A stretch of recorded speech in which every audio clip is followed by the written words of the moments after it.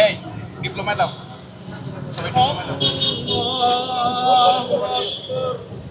দর্শক, জামায়াত নেতা এটিএম আজহার খালাস পাওয়ায় আমরা এই মুহূর্তে হাইকোর্ট প্রাঙ্গণে দেখতে পাচ্ছি যে জামায়াত সমর্থকরা, জামায়াতের নেতাকর্মীগণ তারা কিন্তু মহান আল্লাহর সন্তুষ্টি কামনায় নামাজ আদায় করছেন।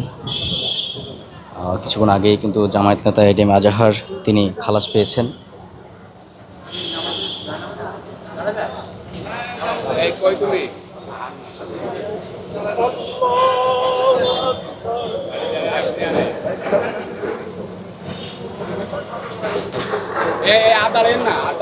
দর্শক, আমরা আপনাদেরকে দেখাচ্ছি জামায়াত নেতা এটিএম আজহারের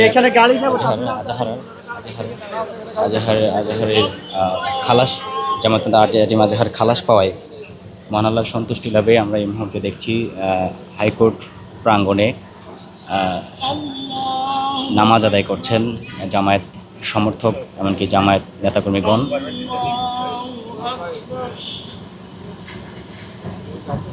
রায়ের পরপরই খুশিতে ফেটে পড়েন হাইকোর্ট প্রাঙ্গণে আসা জামায়াত নেতাকর্মীগণ। এমনকি আমরা দেখছি এই মুহূর্তে তারা মহান আল্লাহর সন্তুষ্টি কামনায় নামাজ আদায় করছেন।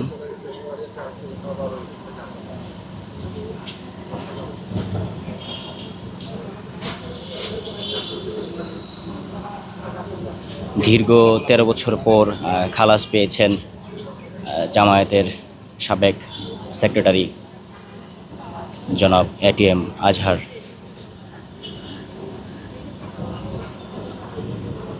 তিনি খালাস পাওয়ায় আমরা এই মুহূর্তে দেখছি হাইকোর্ট প্রাঙ্গণে মহান আল্লাহর সন্তুষ্টি লাভে, আল্লাহ তাআলার সন্তুষ্টি কামনায় নামাজ আদায় করছেন জামায়াত নেতাকর্মীগণ। কিছুক্ষণ আগে খালাস পেয়েছেন জামায়াত নেতা এটিএম আজহার।